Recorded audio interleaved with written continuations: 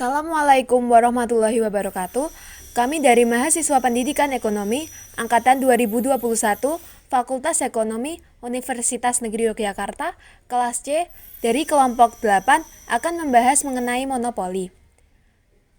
Dalam hal ini untuk memenuhi tugas pembuatan video dalam mata kuliah Mikroekonomi 1 yang diampu oleh Bapak Bambang Supraitno, SEMSC, dan Ibu Dr. Darwahyuni, SEMSI. Kami yang beranggotakan, yang pertama ada saya sendiri, Anugrah Duti Mardela Ayu Duritia dengan NIM 21804244036. Yang kedua ada Jaka Tri Pamungkas dengan NIM 21804244047. Dan yang ketiga ada Nilam Nur Afifah dengan NIM 21804244055. Dan yang keempat ada Noviulina Megantari dengan NIM 21804244061. Dan yang terakhir ada Reynanda Fahmi Oktavian dengan NIM 21804244067. Masuk materi yang pertama dijelaskan oleh Nilam Nur Afifah. Persilahkan. Baik, di sini saya Nilam Nur Afifah dengan nomor NIM 21804244055 akan menjelaskan tentang pengertian pasar monopoli. Pasar monopolistik adalah salah satu pasar yang dimana terdapat banyak produsen yang memproduksi atau menghasilkan barang serupa tetapi mempunyai perbedaan dalam beberapa aspek. Penjual di pasar monopolistik tidak terbatas, tapi setiap produk yang dihasilkan pasti mempunyai karakter tersendiri yang membedakannya dengan produk-produk lainnya. Atau ada juga definisi pasar monopolistik, yaitu pasar yang dimana terdapat banyak produsen atau perusahaan yang menjual barang yang berbeda corak. Adapun 5 ciri-ciri pasar monopolistik saat ini yaitu: 1. Terdapat cukup banyak pengusaha. 2. Barangnya bersifat berbeda corak. Yang ketiga, perusahaan mempunyai sedikit kekuasaan mempengaruhi harga. Yang keempat, produsen lain mudah memasuki pasar. Dan yang terakhir, kelima adalah persaingan promosi penjualan sangat aktif. Adapun keuntungan dalam pasar monopolistik terdiri atas 4. Yang pertama, banyaknya produsen di pasar memberikan keuntungan bagi konsumen memilih produk yang terbaik baginya. Yang kedua, kebebasan keluar masuk bagi produsen. Artinya mendorong produsen untuk selalu melakukan inovasi dalam menghasilkan produknya. Yang ketiga, diferensiasi produk, mendorong konsumen untuk selektif dalam menentukan produk yang akan dibelinya dan dapat membuat konsumen loyal terhadap produk yang dipilihnya. Dan yang terakhir, ada pasar. Ini relatif mudah dijumpai oleh konsumen karena sebagian besar kebutuhan sehari-hari tersedia dalam pasar. Namun adapun kekurangan pasar monopolistik. Yang pertama, pasar monopolistik memiliki tingkat persaingan yang tinggi, baik dari segi harga, kualitas maupun pelayanan, sehingga produsen yang tidak cukup modal dan pengalaman yang cukup akan cepat keluar dari pasar. Yang kedua, dibutuhkan modal yang cukup besar untuk masuk ke dalam pasar monopolistik, karena pemain pasar di dalamnya memiliki skala ekonomis yang cukup tinggi. Yang ketiga, pasar ini mendorong produsen untuk selalu berinovasi. Artinya sehingga akan meningkatkan biaya produksi yang akan berimbas pada harga produk yang harus dibayar oleh konsumen. Untuk selanjutnya kita akan membahas tentang contoh kasus monopoli dan juga beserta analisisnya. Jadi kasus ini berjudul dengan judul KPPU Sinyalir Pelanggaran Distribusi Aqua. Dengan penjelasan, monopoli sebagai perusahaan dengan produsen tunggal dalam penjualan suatu barang atau jasa. Nah, monopoli juga memiliki kekuatan pasar, yaitu dengan mempengaruhi harga pasar dan bertindak sebagai price maker, bukan price taker. Jadi berbeda dengan pasar persaingan sempurna, di mana produsen itu bergerak sebagai berperan sebagai price taker, tapi jika di pasar persaingan tidak sempurna, khususnya adalah pasar monopoli, produsen itu bergerak sebagai price maker, jadi yang menentukan harga begitu. Kemudian air itu kan merupakan kebutuhan pokok manusia yang selalu manusia butuhkan dalam kesehariannya. Nah, air juga sangat diperlukan dan dijaga supaya tidak ada namanya krisis berkepanjangan gitu, krisis air gitu. Kemudian salah satu fungsi air itu adalah untuk minum, namun kebutuhan air bersih yang layak masih belum terpenuhi. Hal tersebut, prospek bisnis AMDK air minum dalam kemasan tidak menjanjikan. Pada saat ini terdapat lebih dari 700 produsen air minum dalam kemasan yang ada di Indonesia yang sedang bersaing. Jadi banyak perusahaan-perusahaan air minum dalam kemasan yang sedang bersaing di Indonesia. Kemudian pemerintah Indonesia mengeluarkan Undang-Undang Nomor 5 Tahun 1999 tentang larangan praktik monopoli dan persaingan usaha tidak sehat. Jadi dengan adanya undang-undang ini, dengan dikeluarkan undang-undang ini, dengan disahkannya undang-undang ini bertujuan untuk memberikan jaminan kepastian hukum dan perlindungan yang sama kepada setiap pelaku usaha dalam berusaha dengan cara mencegah praktik monopoli yang tidak sehat. Jadi harapannya dari undang-undang ini adalah untuk memberikan jaminan pelaku usaha bersaing dengan sehat gitu. Kemudian pada pertengahan 2016 ada dugaan kasus monopoli oleh produsen Aqua, yaitu PT Tirta Investama dengan PT Balina Agung Perkasa. Jadi hal ini dituduhkan karena Aqua melarang outlet di Jabodetabek menjual produk Le Mineral. Jadi bermula dari kedua PT itu menyampaikan himbauan secara lisan kepada pedagang Star Outlet pada akhir 2015 sampai dengan pertengahan tahun 2016. Kebijakan ini dilanjutkan dalam perjanjian tertulis yang memerintahkan bahwa penjual yang menjadi Star Outlet air produk PT Tirta Investama bersedia untuk tidak menjual AMDK dengan merek Le Mineral dan bersedia memperoleh sanksi dari PT Tirta Investama berupa penurunan harga apabila menjual produk kompetitor yang sifatnya itu sejenis.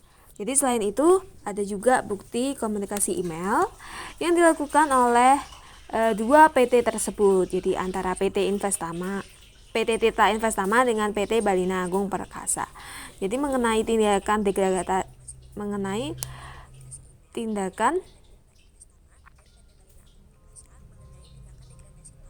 degradasi toko Star Outlet begitu. Kemudian toko Star Outlet tersebut masih menjual produk kompetitor yang sejenis.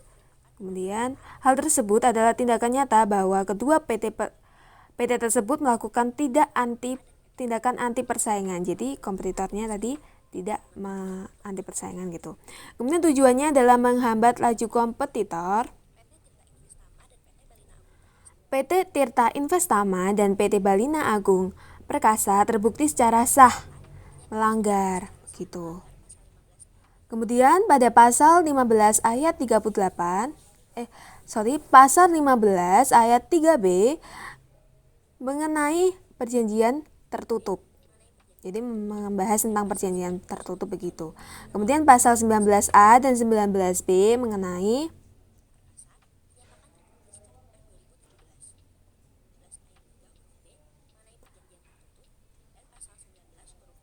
penguasaan pasar. Kemudian pada sidang yang berlangsung di tanggal 19 Desember 2017, Akibatnya, dua perusahaan tersebut mendapatkan sanksi. Sanksinya adalah berupa denda. Jadi, perusahaan tersebut mau tidak mau untuk membayar denda. Sesuai dengan Undang-Undang Nomor 55 Tahun 1999 pada pasal 48, PT Tirta Investama dikenai denda sebesar 13,8 miliar. Dan juga PT Balina Agung Perkasa dikenai denda sebesar 6,2 miliar. Begitu penjelasan tentang kasus monopoli Aqua. Jadi antara PT Balina Agung Perkasa dengan PT Tirta Investama yang memang melanggar undang-undang sehingga kedua PT tersebut dikenakan sanksi. Begitu, sekian penjelasan dari saya. Materi selanjutnya adalah kita akan membahas tentang kurva monopoli. Tentang Grab pada pasar monopoli atau monopoli market.